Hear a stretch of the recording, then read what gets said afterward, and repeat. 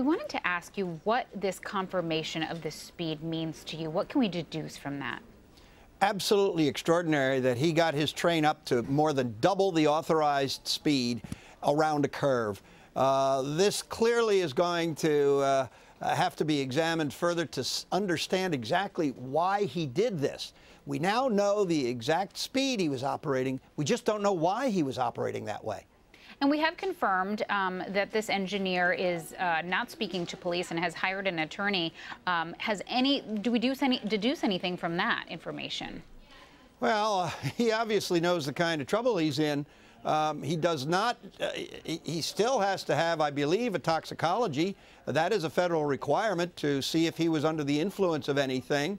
The NTSB obviously would like to talk to him. We don't know if they're going to be able to do that. He may, through his attorney, defer and say, I'm not going to, not cooperate.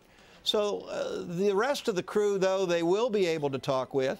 The conductors, also the cafe crew member who was on board. They know what the train felt like around that period, and they know this engineer. They'll be having to answer questions from the NTSB and the FRA. So we'll get a good understanding, I think, of what happened. But clearly also there may be some video that is coming from the locomotive itself, out of its dashboard, out of its dash cam type of video. And there may well be some surveillance video which may appear, which will show us the accident itself as it's happening. And you know this train route and train well. Would it have had some sort of automatic brake system? That's a good question. And positive train control would have been able to prevent something like this. I just don't know if that regional train has it in that area. And that's a question that clearly Amtrak is going to have to answer. There is a requirement by the end of this year for all Class 1 railroads to have positive controls on their railroads. So based on your experience, walk us through what investigators are doing right now. The first thing they did was begin documenting the scene. They also pulled that event recorder from the locomotive and sent it to be, downloaded the information and then sent it, typically it goes back to Washington.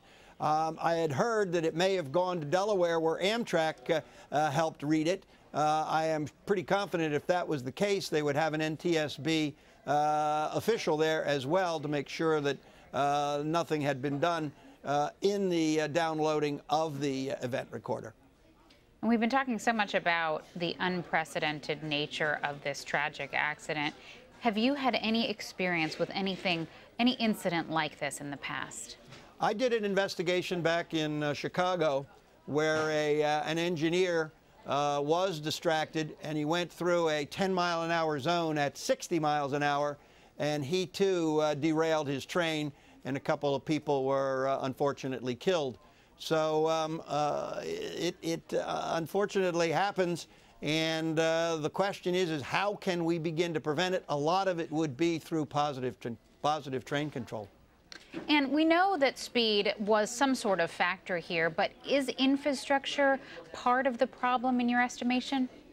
In this particular stretch of track, again, we have to take a look at what they find, if there was anything else that was wrong with the track, and if there was anything wrong with the equipment.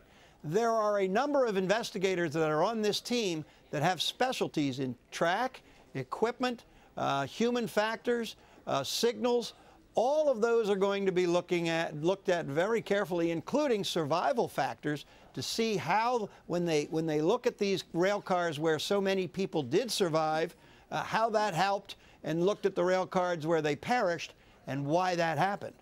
Okay, former NTSB Chairman Mark Rosenker, thank you for sharing your valuable insight and experience with us here at CBSN. Good to be with you.